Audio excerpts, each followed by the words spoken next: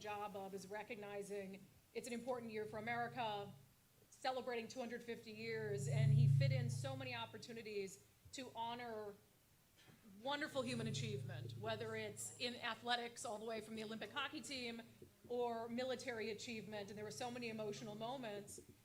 And then he adds those moments of levity in a way that I think only President Donald Trump can do. So it was, I think, very meaningful, entertaining, and he stayed on track better than he usually does. Yes, I would agree. Absolutely, I would 100% agree. For me, I always say that State of the Union is theater. It's always just theater, and President Trump is a master of media.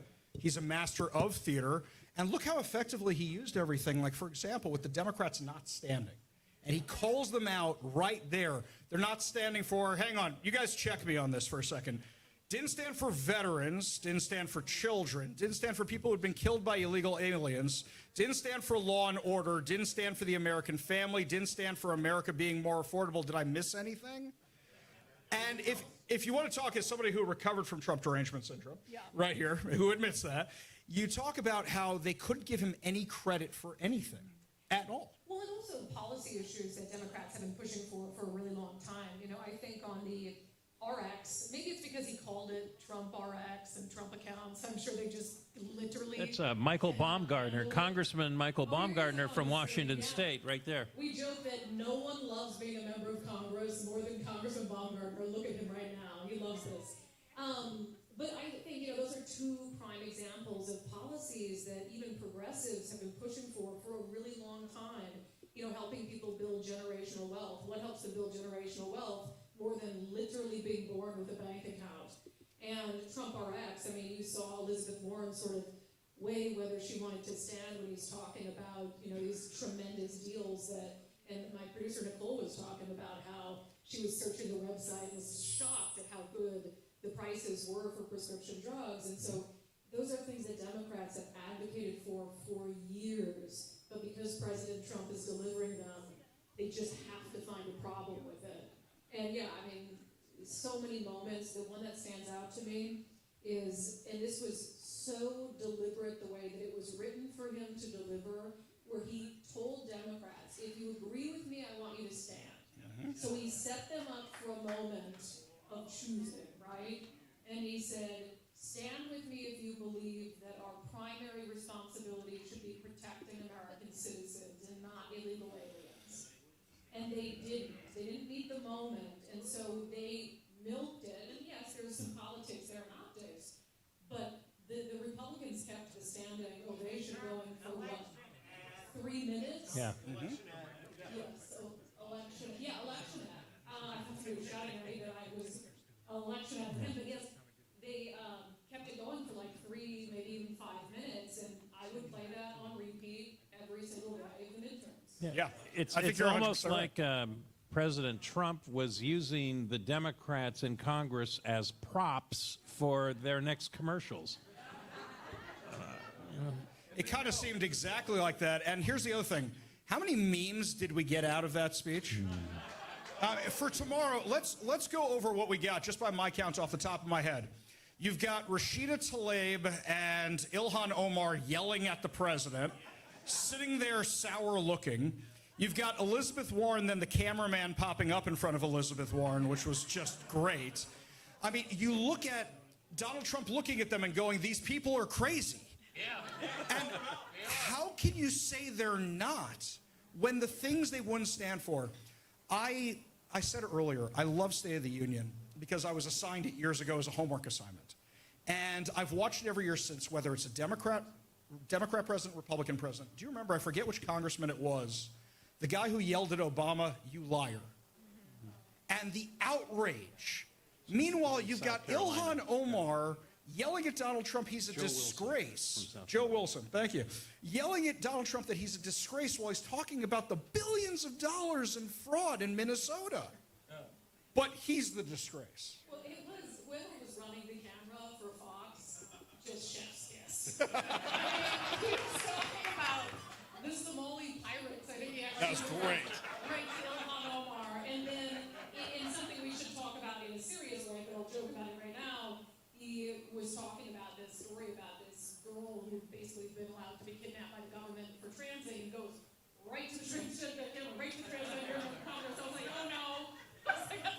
That was great. But yeah, I mean, there were definitely some moments, but one that stands out to me, one of the things the State of the Union does, and it used to be, and I'm not super old or anything, but at least I can remember back when people would, usually agree that, hey, we show some respect for Americans who are here being honored.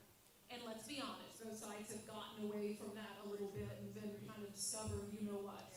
Democrats definitely worse on that front than Republicans, but it really helps you recenter on the stories that we hear throughout the year that are so often so politicized and push people to their corners. The real people that are at the center of them and that are hurt by them that sometimes don't get the attention, like Arena's mother, the young woman who was stabbed to death on the train, and I mean that video being shown all over, and you saw the pain of a mother unlike I have ever seen, and they didn't stand for her. They couldn't, and that's one of the times I think he said, how can you not stand? How can you not stand?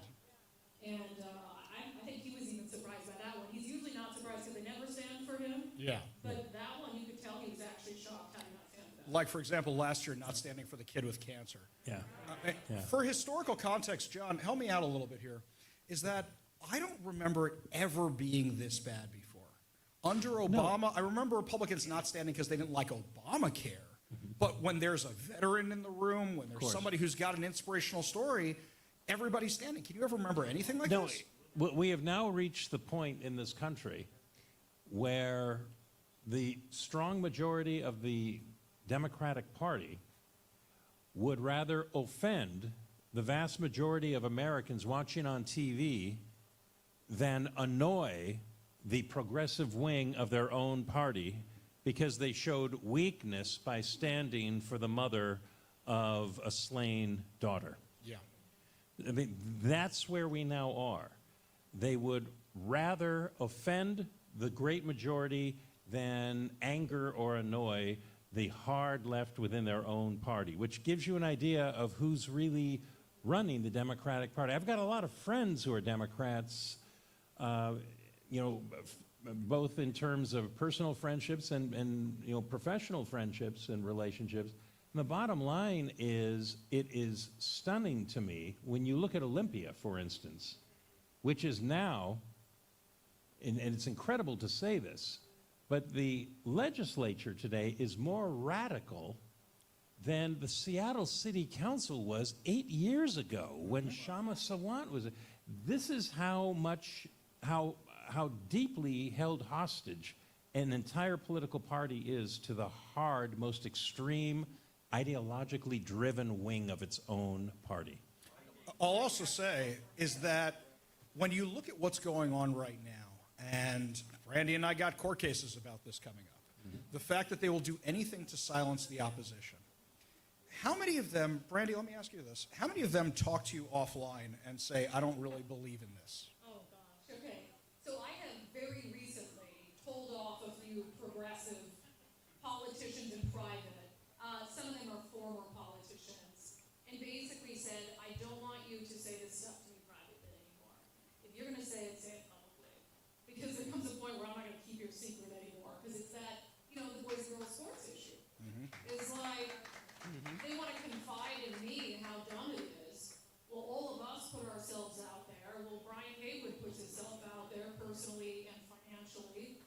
And while 14, 15, 16-year-old girls put themselves out there to stand up for truth, and I have grown men who are supposed to be quote-unquote leaders who will privately message me and say, yeah, I don't know what my party's doing on this, but not say anything about it publicly.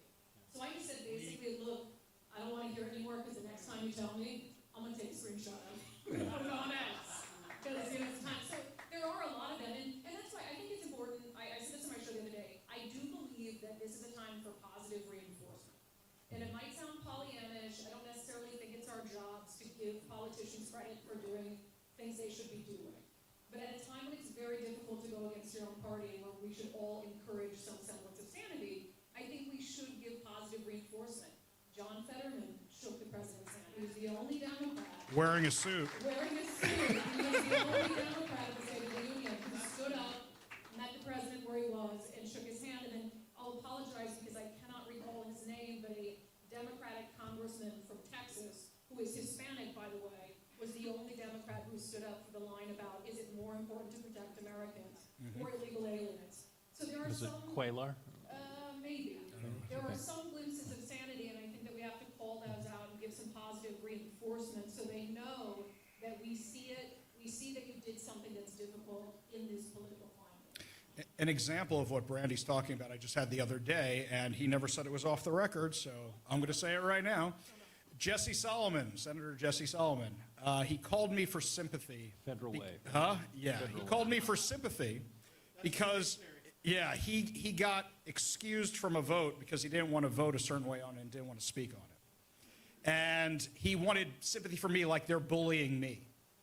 And I said, well, if they're bullying you, then let's talk about it. Come on my show and tell me what they threatened you with. Tell me, is it physical threats? Is it political threats? Because if it's political threats and they're threatening to primary you, I got no sympathy for you. You're a politician. If it's physical threats, that's illegal. Let's talk about it. And there's this real cowardice because they're afraid of the people in power who are the most radical ones. Look who's in charge. Lori Jenkins, Jamie Peterson. Right? You look at who's in charge. It used to be the radicals were the fringe ones. Now they're the ones in charge. Who's the #1 fundraiser for the Democrat Party overall in the country? AOC. AOC. That's why they're all afraid of her. John, can you think of a time like this, maybe the 1960s, something like that, where it was even close to this? No. The closest it came was during the McGovern, when George McGovern took over the Democratic Party during the latter part of Vietnam and helped Richard Nixon win 49 states in 1972. But he had a few very wealthy backers. This was in the days before financial disclosure that helped make that happen. Another whiskey there, Brandy? No, that's a double espresso. I'm teasing. I got the whiskey. And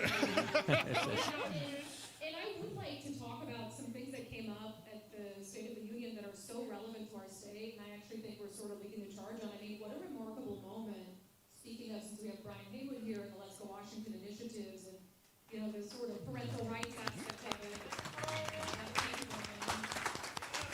Which doesn't get enough attention, but I won't put anybody's information, but Brian spends a lot of time talking to families like the one that President Trump highlighted today. And these are conversations that are sometimes not made public, but he wants to hear from families that are going to be impacted by the initiatives. And for President Trump to highlight the story of a teenage girl who was essentially kidnapped, what is the phrase?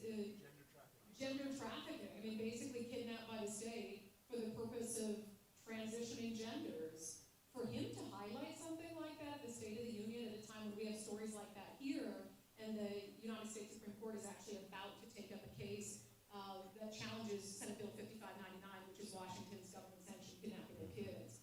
So we're starting to see attention for these issues that wouldn't even be talked about a year and a half, 2 years ago. It's like, oh, we can't talk about it. It's like when the president talked about it at the State of the Union. Well, Right. you asked, And also- what has changed? And what has changed is when the Democrats would take a radical position on a social issue, they would think it's a freebie because all I have to worry about are the people on the far left, and the people on the right, they ignore the social issues. So it's okay for me to be out on the extreme. Well, Donald Trump changed all that. Donald Trump began to say, why are you running away from social issues? You should be running on social issues. You should be running on a safe and secure border. You should be running on criminals being accountable for crime. You should be running on letting girls' sports be for girls only. What a radical thought. And because he did, that's why they hate him, because he actually has now shown that there's a political price to pay for being too far on the liberal fringes on these issues. Remember, what was that great line when they ran the ad against Kamala Harris supporting, She's again, for they, on them. tape, on She's for tape, they, them. He's for you. supporting taxpayer-financed gender transfer surgeries in prison. Yeah. And the ad ends, her pronouns are they, them, Donald Trump's is you. Right. She's for they, them. She's for they, them. She's for they, them, Donald Trump's for you. Without any rehearsal right now, I just want to ask Brandy a question, and Nicole can back this up. No. it's, you guys break a lot of stories on your show. I break some stories on my show. You break more in this area. I know that when people call my show or they email me, a lot of times they have a great story, but they don't want to go public with it. Yeah. Or they have some story or they're worried about it hurting them at work or hurting the kid more. I know that for me, I probably publish maybe 10% of the stories and tips that I get. It's somewhere in that category for you. Yeah, I mean, there's a lot of things that come in, and I always hate to tell someone an issue that's so important to you maybe isn't right for the show. That's always hard, because people email us about issues they're dealing with all the time, and you'd love to help everyone, but some things just aren't in the realm of anything we can assist with, or they're just too niche for our audience, right? So a lot of the reasons, a lot of the times, it's not because they're scared or anything like that, it's just because it's not right for the show. Gotcha. It's just not something that we break. And then other times there are. I mean, I had a group of girls, maybe 10, 12 girls. I went down 2 weeks ago. I met with them in private on the boys and girls sports issue. And they were this close to being willing to speak up about protecting their spaces. And they just got spooked. Yeah. I'll say, like the stories we do, you're hearing the big ones that you hear. They're a fraction of what's out there. A fraction of it. We're going to take a quick break because the show is live on KVI right now. We're going to take a quick commercial break to, pay for the scotch and stuff. And when we come back, more of your questions. And also, I'll encourage anybody in the room, if you have any questions for me, Brandy, or John, just put up your hand. More than happy to answer them in the room. You're listening to a recap of the State of the Union from Daniel's Broiler here on Talk Radio 570 KVI.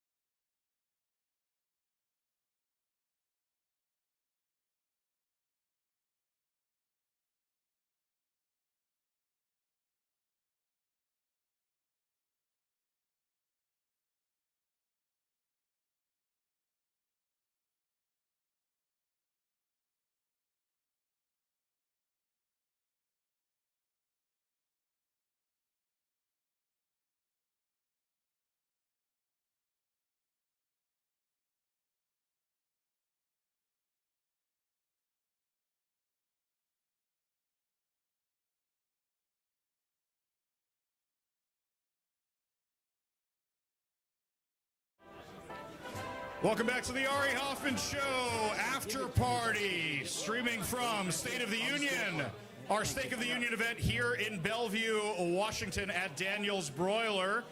Hey guys, the bar's open, by the way. You guys can go grab something. Bar's open. Yes. Thank you to our friend over there who got me an old fashioned. Do appreciate that. Sorry, FCC. Okay, so getting back to things here, President Trump, it wasn't just things he's accomplished. it was also things that are upcoming. Brandy, you noticed a couple of them, didn't you? Yeah, well, and these are some of the things I was surprised Democrats maybe didn't cheer for, but a couple of things the president announced. When he said we need to pass a ban on insider trading, that was one that actually Democrats stood up. How could they not go to Nancy Pelosi for that one? I was waiting for it. She came later. Yeah, she was there. She was there. Yeah. So one of the big things Bathroom break. also about banning corporate large-scale purchases of single-family homes. That's something certainly that would impact us here. Yep. I thought that would get more applause from Democrats because it's something they talk about all the time. He also announced Delilah's Law. Yep. There's a young girl there who was very seriously injured by an illegal alien truck driver. So that will prevent every state in the nation from giving an illegal alien a commercial driver's license. I think that's significant. And then this one, huge, I didn't even know he was working on this, for workers, and I'll have to hear more details about who will qualify, but for workers whose employers don't give them a 401k match, Yeah. the federal government will essentially extend to them the match that federal employees get. That was huge. So, which is huge and can set people up for a positive retirement. I'm curious how he's going to pay for that, where the money's going to come from. I need some details. But I thought that was significant and something I would have thought that Democrats loved. I'll tell you this, John, Brandy, I don't know if you guys were thinking the same thing I was. Every time he talked about somebody who was killed by an illegal alien, I kept thinking about Trooper Christopher Gadd, Yeah. the one we know here in Washington. And that was something where it wasn't just one time. How many cases have there been since then? The lady at ICE and I are now very good friends because anytime there's a truck accident of any kind, I'm talking to her, wasn't illegal, wasn't something, and 9 times out of 10 it is. I don't think people understand how risky this is. Show of hands in the room. How many of you, when you are near a semi-truck, now drive farther away from it? Okay. These are clearly Ari Hoffman Show listeners, given how often we talk about this. But this is a huge deal. Imagine if they were pilots. And I know that we have a lot of truckers who listen to our show. In fact, some were here tonight who are talking about it's giving them a bad name. And it's making people drive recklessly around them because of the training they need to do. When I heard that and I saw Secretary Duffy, actually, I think he's coming up on the show next week. We're going to be having him on the show. It broke my heart for the lives that we didn't need to lose, for the people that should still be alive. And what is this for? So Democrats can have more people voting for them? Because that's really all it is. John, your perspective on something like this. You know, I think that Donald Trump is clearing the decks and allowing people to realize that there are fundamental, not incremental, but fundamental differences between the parties. And it's not just about personalities. It's about values and it's about ethics. And it's about where we are going. And this is why, I mean, it's fascinating to me that Donald Trump's agenda is politically popular. Sometimes he is less popular sometimes for his personality, but the Democrats' agenda, their values, remains very unpopular. Yep. And so they're finding themselves in a real pickle. I mean, look who they have to choose from in 2028. Yikes. Pete Buttigieg? Okay, you know, fine. Like I said, you may have missed it, my historic announcement earlier this evening. I endorsed Kamala Harris for the Democratic nomination for president in 2028.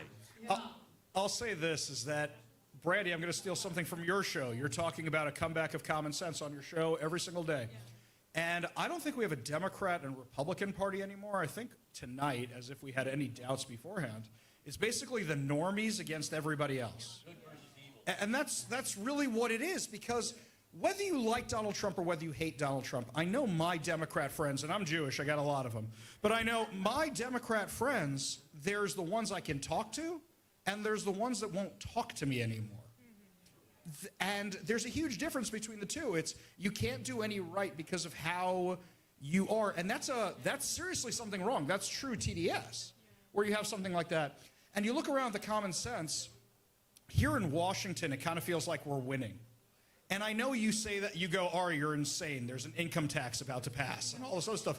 But more and more people I know say, oh, you're friends with Brian Haywood? He does those initiatives, right? More and more people I know are saying, oh, I heard that story you did about that girl or something Brandy did. I love when I get emails about a story Brandy did or somebody else did, because then more people are paying attention, because they always come from somebody I didn't think was politically engaged. So how do we continue the momentum on something like that? Yeah, I'll tell you a funny story. Oh, sorry. No, all three are for me. I actually have a great example of this the other day. And then I want to respond to something John said about personality and sort of politicians. But we do our live show in Kirkland. And if you're familiar, we're kind of by the Google campus, and there's a bougie grocery store close to it. Is it PCC or is it Met Market? One of those two. Whatever it is, it's overpriced. Time out. If PCC is so healthy, how come everybody who shops there looks like they're wasting away and dying? Yes. They eat rats, they just nibble. Yeah, that's right. So anyway, I was wearing, it was the day that there was that big rally outside the United States Supreme Court about protecting girls' sports. And we weren't able to go. My dog had a surgery that day, but Nicole and I were wearing our XXXY athletic shirts sort of in solidarity with the girls who were there. And so after the show, I went to the grocery store, and I'm walking in, and there is this, she looks like if I painted what a liberal old lady would look like.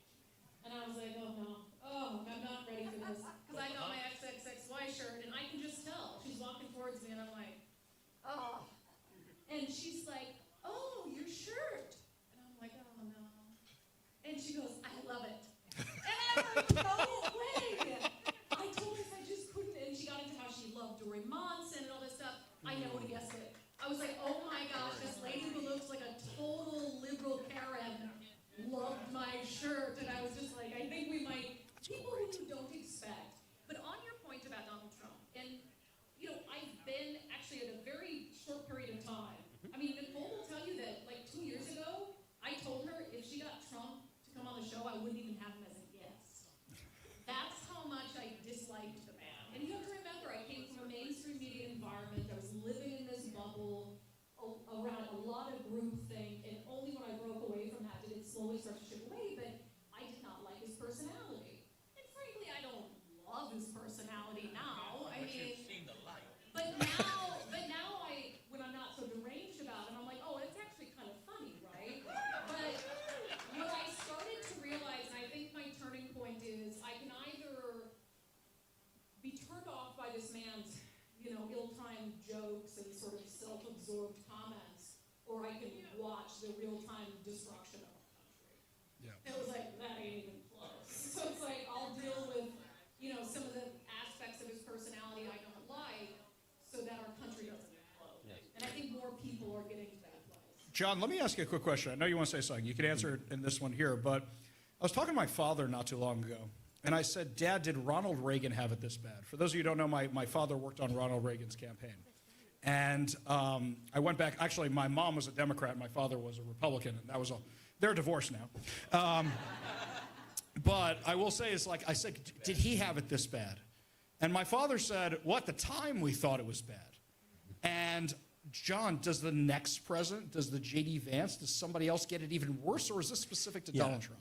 During the Reagan era, the media, and when I say media, I'm talking NBC, CBS, ABC, PBS, Time, Newsweek, New York Times, Washington Post, and that's pretty much about it, because there was no internet. There was no social media. There was like National Review, but you had to go to a store that was carrying it and to buy it. And so, yeah, there were a few places here and there.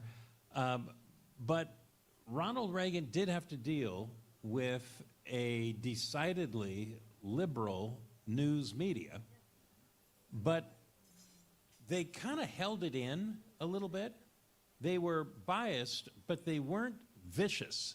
They weren't mean. They weren't personal in the way that the media have become today.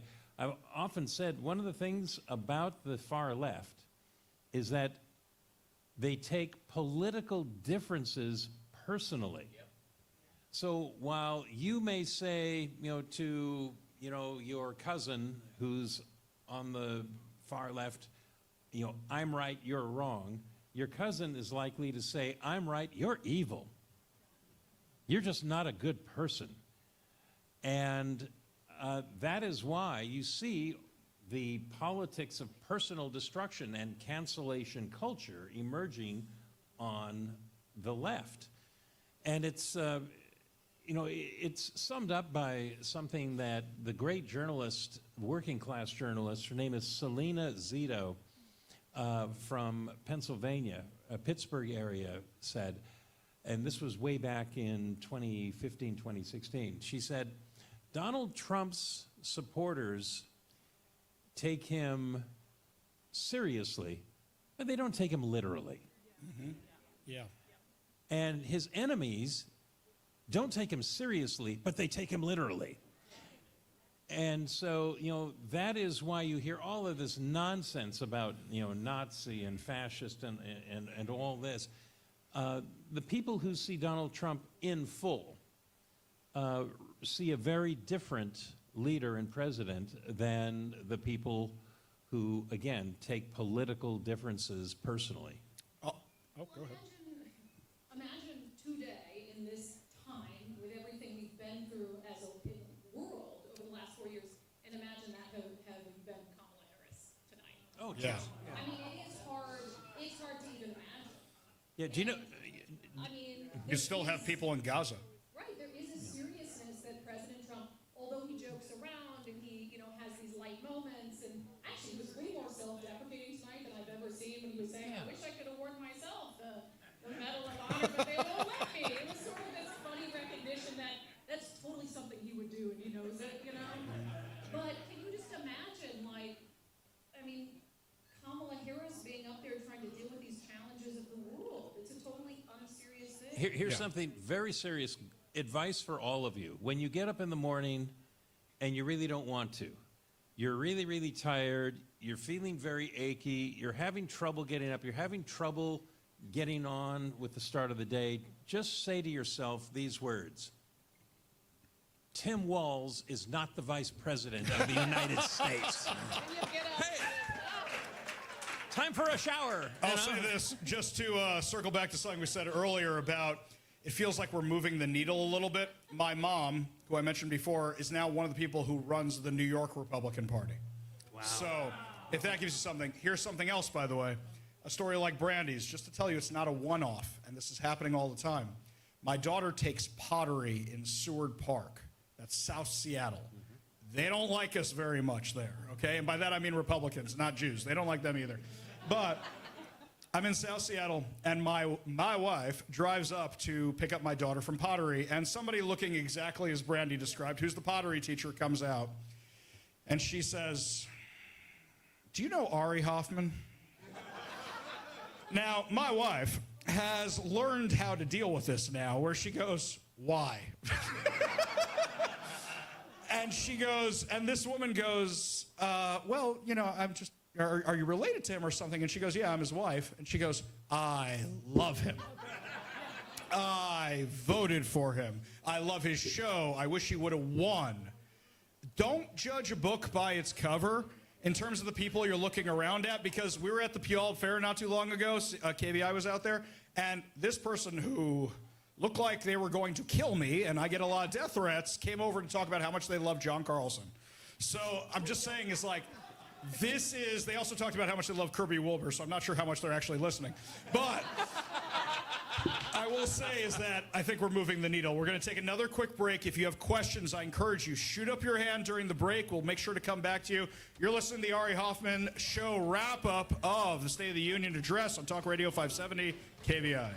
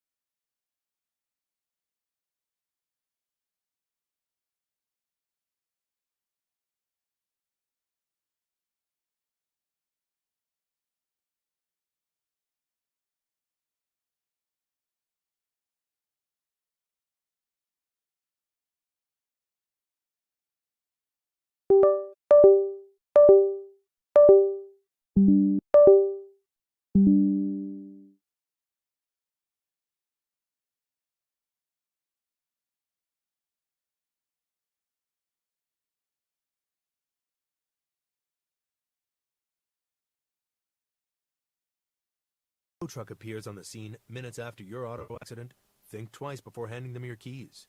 This may be the first step in a common towing scam. If you suspect insurance fraud, call 800-TEL-NICB. A public service message from the National Insurance Crime Bureau.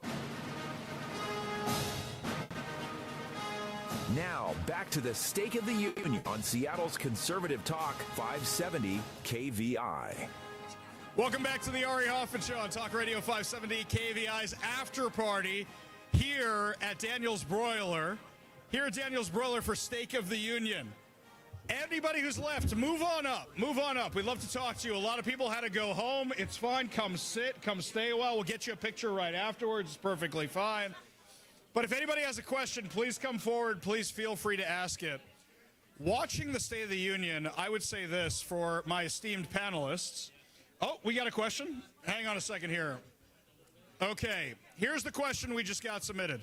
How do we, the people, hold our judges accountable for their decisions that are clearly outrageous? We're going to start with that one right there.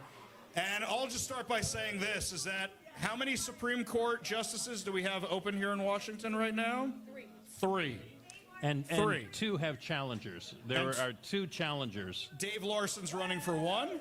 Yes, and Sean O'Donnell. Sean O'Donnell is running for the other one. Yeah. Let me ask you a question. How many of you know who the mayor of Seattle is? Great. How many of you know who the King County executive is? Okay. I know Kathy does. How many of you can name the judges who are in the King County system? Only the bad ones who make the news. Right, but even then, okay, Brandy, come on, be honest. Anytime you hear, you're like, I know that name, I know. Oh, right, it's that one. Right. Right, okay. So let's be real about this for a second here, guys. If we want to talk about judges, we have to know who the hell they are in the first place. Yeah. And unfortunately, what sucks up all the oxygen in the room? The guy in the Oval Office. And then after that comes Congress and Senate.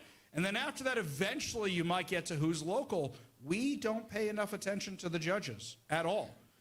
Well, I think the people in this room, when an election comes around, and even for someone like, I would say this is probably true for all of us, please correct me if I'm wrong. I mean, I'm still having to go through for judges and doing what I do, soaking in politics all day. I still have to go through and look at the judges on my ballot and decide who I'm going to vote for. Yeah. So I think a lot of people in this room probably make informed decisions when it comes time to vote. You might not know leading up to that who the judges are. And it's hard. I mean, I think that's an unreasonable expectation of regular, everyday citizens to know and track judges and decisions and bail rulings. I'm not a stalker, I swear. I mean, that would be, if you meet a person who's doing that, that's a person who has no friends, because they have no life. Matt is volunteering. No. When do you get a choice of judges? They're always in Well, this is the issue. So there's a great organization called Full Court Press that's working to try to recruit judicial candidates. And that's huge because nothing like that has ever been done before. And it sort of trains them to get involved, get their name out there. But there's actually some really difficult things about running as a judge. It's hard to, the reason why you see so many judges run opposed is there are different rules for judges when it comes to campaigning. It's much harder to raise money. And so it becomes very difficult to run against an incumbent judge.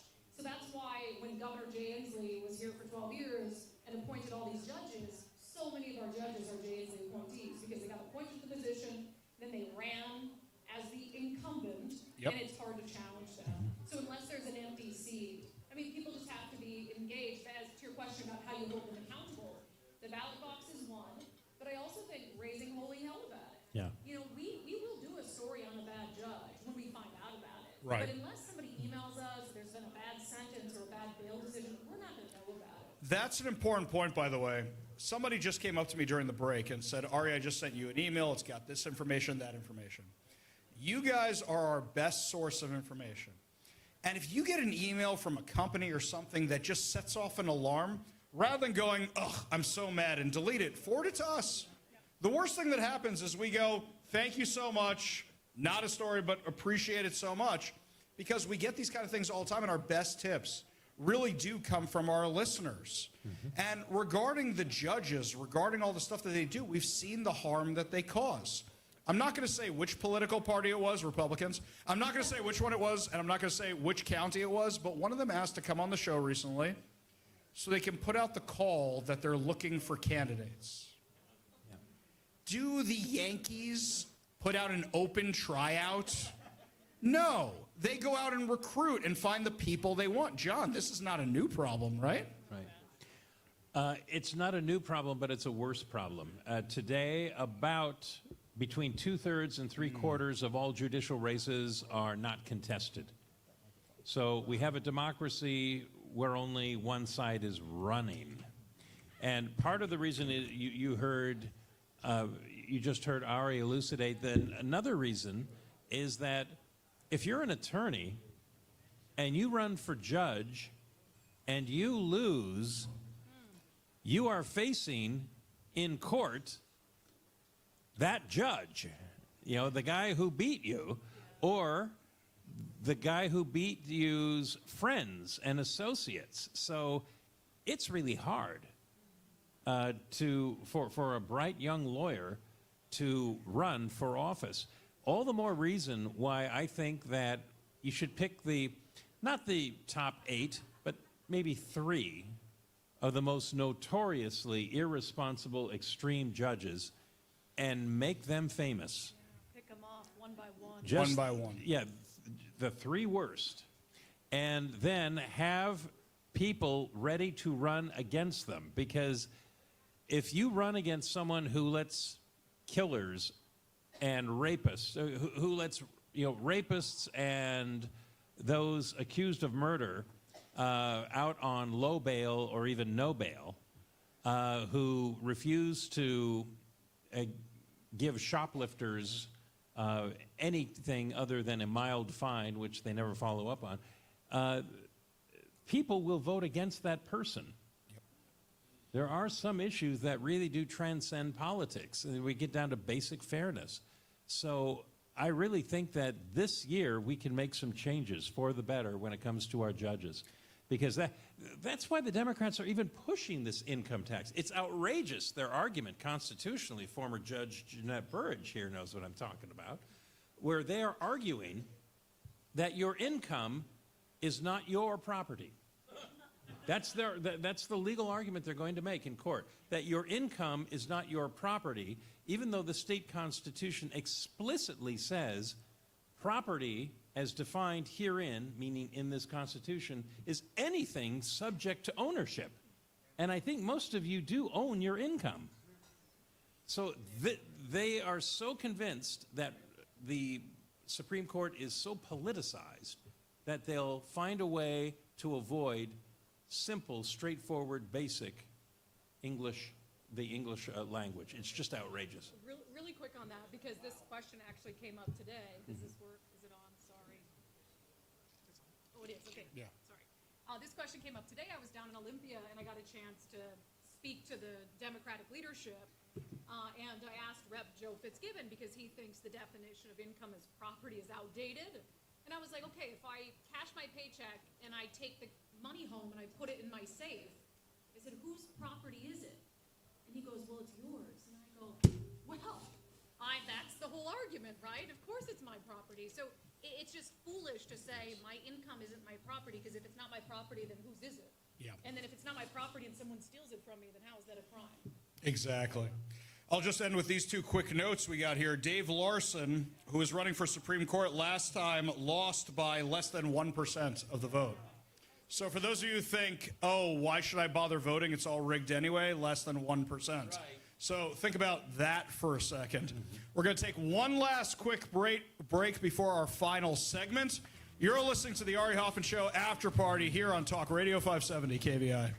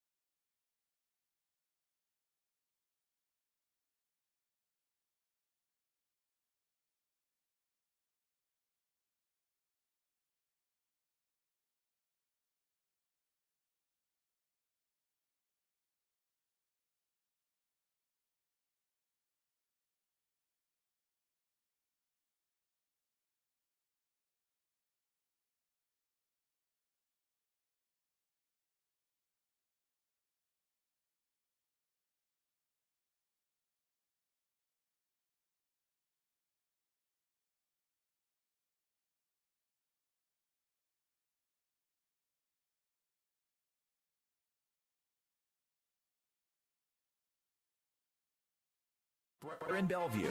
Here's Ari Hoffman. Welcome back to the Ari Hoffman Show after party here from the State of the Union on Talk Radio 570 KVI. We have a new guest on our panel right now. The founder of Let's Go Washington, Brian Haywood, joins us right now.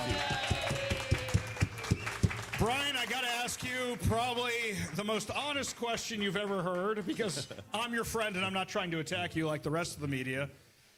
You've spent a ton of money in this state, and you've invested a ton of time in this state. Why the hell do you do this? Because I love the dig from the left, which is he's just doing this so he can make more money. And I think your net value has probably gone down since starting all this. So why do you do this? Yeah, I'd probably have to make about $250 million to recoup the money I've spent on this in saving taxes. I think there's a couple of reasons. One is, I moved here 15 years ago from California. We're living in Carmel, which is a beautiful place. And I came up here. I'd never been to Washington before. And I was just overwhelmed with how beautiful this state is. Every time I fly into the state, when I drive on the east side, on the west side, it is seriously one of the most beautiful places in the world. And so that's the first piece. The second piece is this is where I raised my kids. They graduated from school here. Some of them were indoctrinated, and we're still working on that as a family issue, but we love them. And then the third thing, in a way, I think is, well, actually, there's two things. I really believe in the American dream, right? And I believe it with my soul. I believe the opportunities that free market capitalism gives to people changes lives, and it changes our nation, our state. And so fighting for that is something that I feel deeply about. And then the last piece I would say really is, I'm self-diagnosed as having oppositional defiance disorder. You tell me no, you tell me you can't, you tell me I have to, and I feel like that's the thing that fires me up to fight back, right? So since I got you sitting here and I got Brandy sitting here, for me, I look at the income tax and they know you're going to run an initiative against it. And I'm kind of wondering, are you? We're breaking news. And we'll talk about it. Are you? Yeah, well. They want you to do it. And I'm kind of wondering if it's more effective to just say, here's what they're spending the money on, and this is what they're taxing you for. Brandy says on her show all the time, you should subscribe right now to Undivided. You should do that. You should do that. It's my best source for the legislature. It should be yours, too. She says all the time the example of they're spending money on laser hair removal for trans inmates. I say they're spending money on the trans surgeries for trans inmates, and the Daily Wire this week confirmed it. I'm still mad they got that public disclosure request back before I did. But this is the stuff they're spending the money on. Do you think maybe instead of initiative, it's more effective to upset the electorate rather than that?